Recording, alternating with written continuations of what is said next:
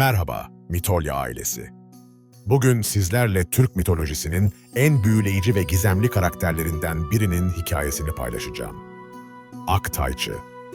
Bu ismi duyduğunuzda aklınıza ne geliyor? Sadece soğuk rüzgarların efendisi mi, yoksa buzlar aleminin mutlak hükümdarı mı? Bu video sıradan bir kış hikayesi değil. Bu, donduran soğukların gücünü elinde tutan, kar fırtınalarını yöneten, buzul çağlarını başlatan ve bitiren efsanevi bir varlığın destanı. Aktayçı'nın hikayesi, doğanın en sert ve acımasız gücünün personifikasyonu, aynı zamanda kışın güzelliği ve saflığının sembolüdür. Aktayçı, Türk mitolojisinde benzersiz bir konuma sahip. O, ne tamamen yıkıcı bir güç, ne de sadece koruyucu bir varlık. Onun doğası, kışın iki yüzünü temsil eder. Hem ölümcül soğuk hem de kristal berraklığındaki güzellik. Bu efsanevi karakterin en büyüleyici yanı, mutlak soğukluğa rağmen içinde barındırdığı adalet duygusu ve dengeli yaklaşımıdır. O, soğuğu ceza olarak da kullanabilir, temizleyici güç olarak da. Onun krallığı hem korku hem de hayranlık uyandıran mistik bir alemdir. Bugünkü videomuzda Aktayçı'nın gizemli kökenlerini, Buzlar Krallığı'nın kuruluşunu, kar fırtınalarını yönetme gücünü, insanlarla olan karmaşık ilişkisini ve modern zamanlardaki etkilerini keşfedeceğiz. Bu yolculuk, soğuğun ve kışın mitolojik anlamlarını derinlemesine anlamamızı sağlayacak. Ve eğer siz de Türk mitolojisinin bu büyüleyici ve atmosferik hikayelerini seviyor, antik doğa güçlerinin sırlarını merak ediyorsanız, abone olmayı ve bu videoya beğeni bırakmayı unutmayın. Yorumlarda hangi doğa varlığının hikayesini duymak istediğinizi paylaşabilirsiniz. Aktayçı'nın destanı sadece fantastik bir efsane değil, aynı zamanda doğal çevrenin gücü, mevsimlerin döngüsü ve yaşam-ölüm dengesinin önemi hakkında derin öğretiler içeriyor. O bize soğuğun sadece yıkıcı değil, aynı zamanda yenileyici bir güç olduğunu hatırlatıyor. Bu buzlu yolculukta kristal sarayların sırları açığa çıkacak, kar fırtınalarının gizli dili anlaşılacak ve kışın ruhsal anlamları keşfedilecek. Hazırsanız buzlar alemine yolculuğa çıkalım ve bu gizemli efendinin krallığını keşfedelim. Aktayçı'nın hikayesi, dünyanın henüz şekillenmekte olduğu primordial dönemlerde başlar.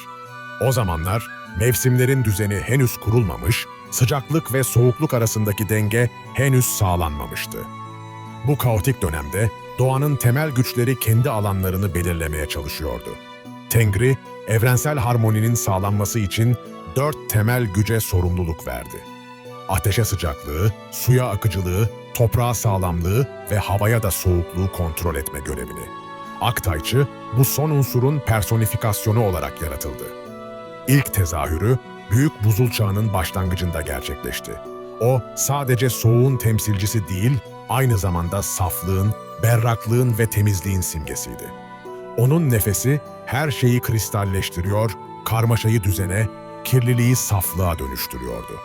Krallığının merkezi, dünyanın en kuzey ucunda, insan ayağının hiç değmediği kutsal bir bölgeydi. Burada, sonsuz kar örtüleri ve dev buzullar arasında kristalden yapılmış muhteşem bir saray inşa etti. Bu saray, normal mimari kurallarına uymuyordu. Duvarları sürekli değişen buzdan, tavanı kar kristallerinden, zemini donmuş rüzgarlardan oluşuyordu. En etkileyici özelliği, yapının yaşayan bir organizma gibi sürekli büyümesi ve yeniden şekillenmesiydi. Sarayın kalbinde ebedi kış tahtı yer alıyordu. Bu taht, tek parça buzuldan oyulmuş, üzerinde binlerce yılın kar kristalleri birikmiş, mistik materyallerle süslenmiş muhteşem bir yapıttı. Krallığının sınırları sadece coğrafi değildi. Aktayçı'nın hükümranlığı, fiziksel soğuktan çok daha geniş bir alanı kapsıyordu. O aynı zamanda duygusal soğukluk, zihinsel berraklık ve ruhsal arınma üzerinde de etkiye sahipti. Tebaası, çeşitli buzul varlıklarından oluşuyordu. Kar perileri, buz devleri, kristal ruhları ve donmuş elementaller, hepsi onun emirlerini yerine getiren sadık hizmetkarlarıydı. En özel yardımcıları, fırtına atlarıydı. Bu mistik yaratıklar, kar fırtınalarını taşıyan, soğuk rüzgarları yöneten efsanevi varlıklardı. Aktayçı'nın çağrısıyla dünyanın herhangi bir yerine anında ulaşabilirlerdi. Krallığının en gizemli özelliği zaman kavramının farklı işlemesiydi. Buzlar aleminde zaman donmuş gibiydi. Bir an sonsuzluğa, bir yıl ise bir saniyeye eşdeğer olabilirdi. Aktayçı'nın en bilinen ve korkulan gücü, kar fırtınalarını kontrol etme yeteneğidir. Bu sadece meteorolojik bir olayı yönetmek değil, aynı zamanda doğanın en güçlü ve öngörülmez kuvvetlerinden birini şekillendirmektir. Onun fırtına yaratma süreci karmaşık bir sanattır. İlk olarak atmosferdeki nem ve sıcaklık dengesini algılar, sonra rüzgar akımlarını analiz eder. Bu bilgilerle fırtınanın gücünü, yönünü ve süresini tam olarak belirler. Her fırtına bir amaca hizmet eder.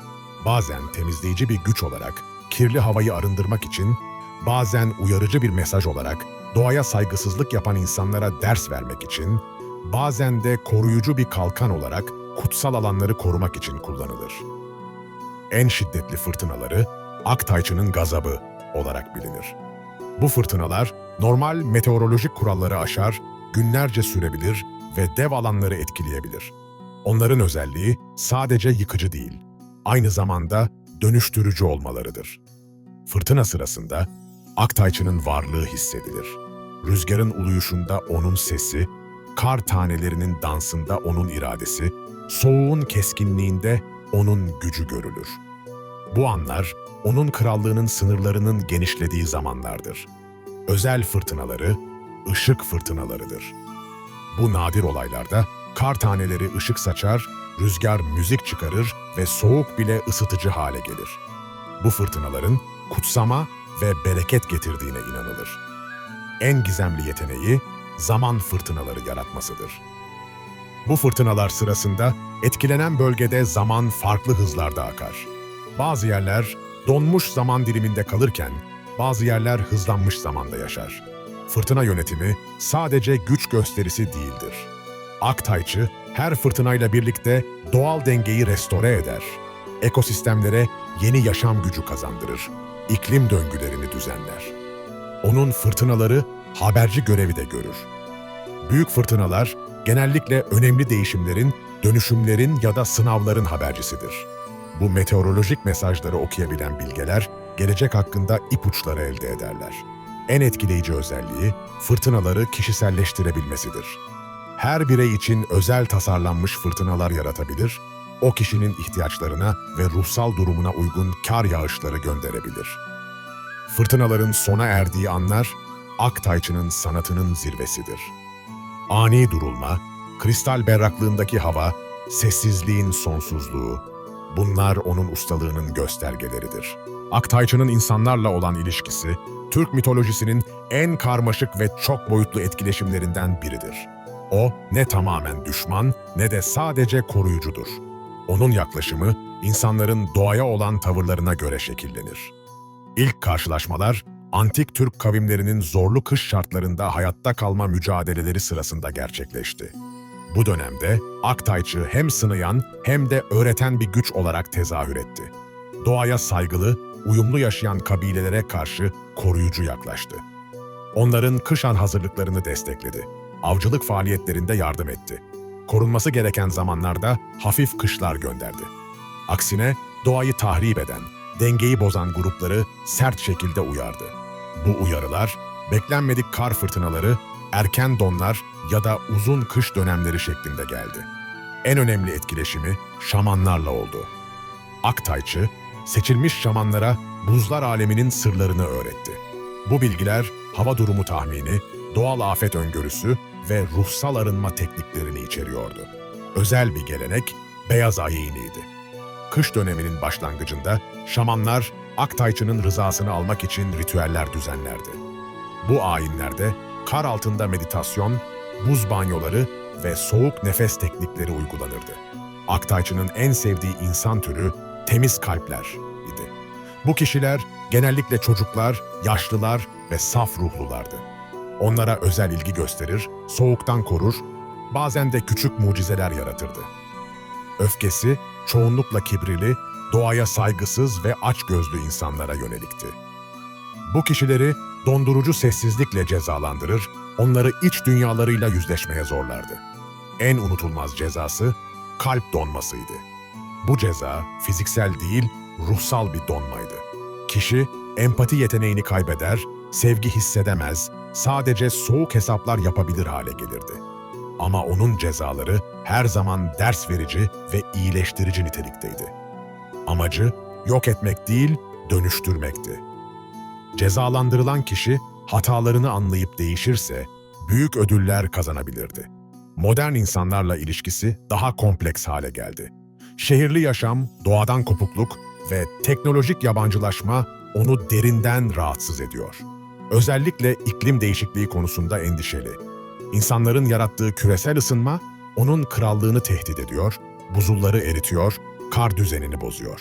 Aktayçı'nın en az bilinen ama en derin etkilerinden biri ruhsal arınma ve temizlik alanındaki gücüdür.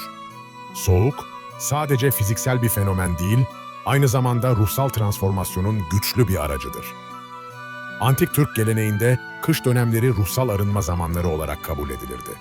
Bu dönemde insanlar iç dünyalarına yönelir, geçmiş hatalarını değerlendirir, gelecek için hazırlanırlardı. Aktaycı'nın arınma süreci, buzul meditasyonu olarak bilinir. Bu süreçte kişi soğukla uyum sağlamayı öğrenir, fiziksel direnci aşar ve ruhsal berraklığa ulaşır. İlk aşama soğukla barışmadır. Kişi soğuğu düşman olarak görmek yerine öğretmen olarak kabul etmeyi öğrenir. Bu zihinsel değişim tüm süreci şekillendirir. İkinci aşama kristal zihin elde etmektir. Soğuk, zihnin karmaşık düşüncelerini durultur, netlik sağlar, odaklanmayı kolaylaştırır. Bu durumda kişi yaşamın temel gerçeklerini daha net görür. Üçüncü aşama buz kalp deneyimidir. Bu paradoksal durum, kalbin duygusal karmaşadan arınması, saf sevgiyle dolmasıdır. Buz kalp, soğuk değil, tersine en sıcak ve merhametli haldir. Son aşama, kar ruhu transformasyonudur. Bu durumda kişi Aktayçı'nın enerjisiyle uyum sağlar, doğanın döngülerini anlar, evrensel barışı deneyimler. Bu arınma sürecinin faydaları sadece ruhsal değildir. Fiziksel sağlık, zihinsel berraklık, duygusal denge. Hepsi bu süreçten olumlu etkilenir. Aktayçı'nın özel arınma yöntemi kristal banyolardır. Bu deneyimde kişi kar ve buz parçacıklarıyla çevrelenir. Vücut sıcaklığı düşer ama ruhsal enerji yükselir. En güçlü arınma deneyimi fırtına içinde sükundur. Kar fırtınasının ortasında kişi iç huzuru bulur, doğayla tam uyum sağlar, ego sınırlarını aşar. Arınma sürecinde Aktayçı rehberlik eder ama zorlamaz. Her kişinin kendi hızında, kendi yöntemleriyle bu deneyimi yaşamasına izin verir. Modern zamanlarda bu arınma teknikleri soğuk terapi, meditasyon ve farkındalık çalışmalarıyla benzerlikler gösterir.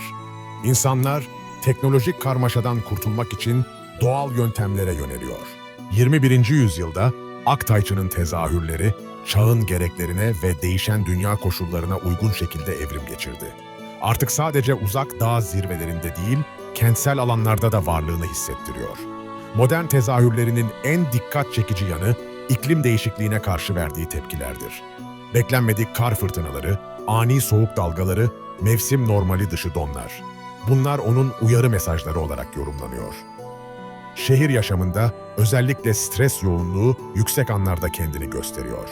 Metro istasyonlarında ani soğuk esintiler, ofis binalarında açıklanamayan sıcaklık düşüşleri, trafikte beklenmedik kar yağışları, modern Aktayçı'nın işaretleri.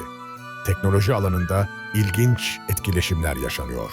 Sunucu merkezlerinin soğutma sistemleri bazen onun enerjisiyle güçleniyor. Bilgisayar sistemleri kritik anlarda gizemli şekilde soğuyarak performansları artıyor. Sosyal medyada kar fırtınası fotoğrafları virüs olduğunda Aktayçı'nın dijital dünyada varlığını hissettirdiği düşünülüyor. Bu paylaşımlar insanlara doğayla bağlantı kurma ihtiyacını hatırlatıyor. Modern sağlık alanında kriyoterapi ve soğuk duş trendleri onun etkisiyle açıklanıyor. İnsanlar bilinçsizce onun arınma gücünden faydalanmaya çalışıyor. Çevre koruma hareketlerinde buzul erimesi ve kutup ayılarının durumu onun krallığının tehdit altında olduğunu gösteriyor. Bu durum çevreci aktivistlere ilham veriyor. Spor dünyasında kış sporları atlet, Özellikle zorlu koşullarda yarışan kayakçılar ve dağcılar, onun koruyuculuğunu hissettiklerini ifade ediyor. Sanat dünyasında buz heykelleri, kar festivalleri ve soğuk tema çalışmalar onun modern sanat formlarıdır. Bu eserler insanları onun estetiğiyle buluşturuyor.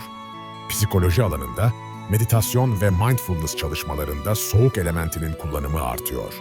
Terapistler hastalara iç huzur için soğuk zihin teknikleri öğretiyor. İklim bilimi araştırmalarında anormal soğuk olayları incelenirken, bilim insanları bilinçsizce onun patternlarını takip ediyor. En çarpıcı modern tezahürü pandemi döneminde yaşandı. İzolasyon süreçlerinde insanlar iç dünyalarıyla yüzleşirken Aktayçı'nın arınma enerjisini deneyimlediler. Aktayçı'nın en büyük ve etkili müdahalelerinden biri buzul çağlarının yönetimi olmuştur. Bu dev iklim değişiklikleri sadece doğal süreçler değil, aynı zamanda onun bilinçli kararlarının sonuçlarıdır. İlk büyük buzul çağı, insanlığın ilk gelişim dönemindeydi. Aktayçı, o zamanlar insanoğlunun doğayla uyumunu test etmek ve güçlendirmek için sert iklim koşulları yarattı. Bu dönem büyük arınma olarak adlandırılır. Buzul çağı sadece fiziksel bir zorluk değil, aynı zamanda ruhsal ve zihinsel evrim süreciydi. Hayatta kalan insanlar doğayla derin bağ kurmuş, adaptasyon yetenekleri gelişmiş gruplardı. Her buzul çağının kendine özgü amacı vardı. Birinci çağ adaptasyon testi, ikinci çağ işbirliği öğretimi, üçüncü çağ teknoloji dengelemesi, dördüncü çağ ise ruhsal evrim denemesiydi. Aktayçı, buzul çağları sırasında doğrudan müdahale etmezdi. O, koşulları yaratır, sonra insanların kendi çözümlerini bulmalarını beklerdi. Bu yaklaşım, insanlığın gerçek potansiyelini ortaya çıkarmayı amaçlıyordu. En gizemli dönem, Kayıp Buzul Çağı idi. Bu çağ, tarihsel kayıtlarda yer almaz ama mitolojik anlatılarda bahsedilir. Bu dönemde insanlar ve Aktayçı arasında doğrudan iletişim kurulmuş, özel bir antlaşma yapılmıştı. Bu antlaşmaya göre insanlar doğaya saygı gösterecek, çevreyi koruyacak, aşırı tüketimden kaçınacaklardı. Karşılığında Aktayçı ılıman iklim koşulları sağlayacak, buzul çağlarını erteleyecekti. Binlerce yıl bu antlaşma sürdü. İnsanlar kış aylarında özel ritüellerle Aktayçı'ya saygılarını gösterir, bahar geldiğinde de minnettarlık ifadeleri sunar ama sanayi devrimiyle birlikte bu antlaşma bozuldu. İnsanlar doğayı sömürmeye başladı. Çevre kirliliği arttı. İklim dengeleri bozuldu. Aktayçı'nın tepkisi küresel ısınma paradoksu oldu. O, aşırı sıcaklıklara karşı aşırı soğuklukla cevap vermeye başladı. Bu durum, iklim değişikliğinin beklenmedik boyutlarını ortaya çıkardı. Modern dönemde onun buzul yönetimi daha kompleks hale geldi. Artık sadece doğal döngüleri değil, aynı zamanda insan etkilerini de dengelemek zorunda. Geleceğe dair kehanetler yeni bir buzul çağının yaklaştığını söylüyor. Ama bu sefer doğal bir süreç değil, insanlığın son uyarısı olacak. Aktayçı'nın öğretilerinin kalbinde, kristal bilgelik olarak bilinen derin bir felsefe yatar. Bu bilgelik, soğuğun ve buzun metafizik anlamlarını, yaşamsal dengenin önemini ve ruhsal berraklığın değerini vurgular. Kristal bilgeliğin ilk ilkesi, sadelik içinde mükemmelliktir. Kar kristallerinin geometrik mükemmelliği gibi, yaşamın da basit ama kusursuz düzenler içinde organize olması gerektiğini öğretir. İkinci ilke, değişim içinde sürekliliktir. Kar sürekli değişir ama suyun özü aynı kalır. İnsanlar da sürekli değişmeli ama temel değerlerini korumalıdır. Üçüncü ilke, sessizlik içinde güçtür. Kar sessizce yağar ama tüm manzarayı değiştirir. Gerçek güç, gürültülü olmakta değil, etkili olmaktadır. Dördüncü ilke, soğukluk içinde sıcaklıktır. Bu paradoksal öğreti, zıtların uyumu üzerine kuruludur. Fiziksel soğukluk, ruhsal sıcaklığı artırabilir. Beşinci ilke, geçicilik içinde kalıcılıktır. Kar eriyebilir ama su kalır. İnsani formlar geçici ama ruh kalıcıdır. Aktayçı'nın denge felsefesi, doğadaki zıtların uyumuna dayanır. Sıcak soğuk, yaş kuru, hızlı yavaş. Bu zıtlıklar çatışma değil, tamamlayıcılık yaratmalıdır. Modern yaşamda bu felsefenin uygulamaları çok değerlidir. Stres yönetimi, karar verme, ilişki kurma. Her alanda kristal bilgelik rehberlik edebilir. İş dünyasında buzul liderlik kavramı onun felsefesinden türemiştir. Bu liderlik stili acele etmez, düşünceli kararlar verir, uzun vadeli perspektif benimser. Kişisel gelişimde soğuk, zihin sıcak kalp dengesi önemlidir. Duygusal kararlar vermekten kaçınmak ama empatiyi kaybetmemek gerekir. İlişkilerde kar sabrı değerlidir. Acele etmemek, karşı tarafın doğal ritmine saygı göstermek, baskı yapmadan beklemeyi bilmek. Çevre koruma anlayışında onun felsefesi çok değerlidir. Doğayla mücadele etmek yerine uyum sağlamak, sömürmek yerine korumak. Ruhsal gelişimde buzul meditasyonu teknikleri kullanışlıdır. Zihnin soğutulması, duygusal berraklık, iç huzurun sağlanması. Yaşlılık döneminde onun bilgeliği özellikle değerlidir. Deneyimin kristalleşmesi, bilgeliğin saflığa ulaşması, huzurlu kabullenim. İşte böylece sona eriyor Aktayçı'nın buzlu yolculuğu, sevgili Mitolya ailesi. Bu efsanevi hikaye sadece antik bir anlatı değil, doğanın gücü ve dengenin önemi hakkında zamansız bilgeliğin hazinesidir. Aktayçı'nın hikayesinin en güçlü mesajı, zıtlıkların uyumunu göstermesidir. Soğuk ve sıcak, sertlik ve zarafet, yıkım ve yeniden yaratım. Bunların hepsi yaşamın doğal döngüsünün parçalarıdır. Onun deneyimi bize sabır ve dayanıklılığın değerini öğretir. Kış dönemleri sadece zorlu geçen zamanlar değil, aynı zamanda iç dünyamızı keşfetme, kendimizi yenileme ve güçlenme fırsatlarıdır. Modern dünyada onun en değerli öğretisi, doğayla uyum halinde yaşamanın önemini vurgulamasıdır. İklim değişikliği, çevre kirliliği ve doğal denge bozulması karşısında onun bilgeliği daha da anlamlı hale geliyor. Aktayçı'nın kristal bilgeliği, çağdaş yaşamın karmaşıklığında rehberlik eder. Sadelik içinde mükemmellik arayışı, teknolojik karmaşanın ortasında huzur bulmanın yolunu gösterir. Onun denge felsefesi, modern insan ilişkilerinde model oluşturur. Ne aşırı sıcak ne de aşırı soğuk olmak, ölçülü ve düşünceli yaklaşımlar sergilemek, uzun vadeli perspektif benimsemek. Ruhsal arınma konusundaki yaklaşımı, günümüzün stres yönetimi ve mental sağlık çalışmalarıyla paralellik gösterir. İç huzur bulma, zihinsel berraklık elde etme, duygusal denge, sağlama teknikleri. En derin mesajı, her zorluğun geçici olduğunu hatırlatmasıdır. En sert kış bile sonunda biter. Bahar gelir. Bu döngüsel bakış açısı, yaşamın zorluklarında umut kaynağıdır. Aktayçı'nın hikayesi, aynı zamanda sorumluluk mesajı verir. Doğanın güçleri bizimle işbirliği yapmaya hazır ama bizim de onlara saygı göstermemiz, dengeyi korumamız gerekiyor. Kişisel gelişim açısından onun sürekli öğrenme ve adaptasyon kapasitesi ilham vericidir. Çağlar boyunca değişen koşullara uyum sağlamış ama temel değerlerini korumuştur. En önemli öğretisi, güzelliğin beklenmedik yerlerde bulunabileceğidir. Kar fırtınasının vahşeti içinde bile estetik mükemmellik, soğuğun sertliği içinde bile zarafet vardır. Bu hikaye, Türk mitolojisinin doğa sevgisini ve çevre bilincini gösterir. Atalarımız çok eskiden günümüzün ihtiyaç duyduğu ekolojik farkındalığı keşfetmiş ve bu efsaneler aracılığıyla bize aktarmışlardır. Mitolya ailesi, bu soğuk ama sıcak yolculuğu bizimle paylaştığınız için teşekkürler. Videoyu beğendiyseniz beğeni atmayı, düşüncelerinizi yorumlarda paylaşmayı unutmayın. Sizce Aktayçı'nın en değerli öğretisi hangisi? Kış mevsimini nasıl değerlendiriyorsunuz? Soğuğu sadece rahatsızlık olarak mı görüyorsunuz, yoksa bir öğretmen olarak mı?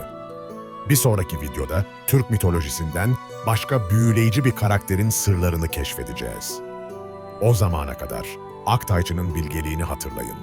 Gerçek güç sadelikte, gerçek berraklık sessizlikte, gerçek sıcaklık içsel huzurda saklıdır.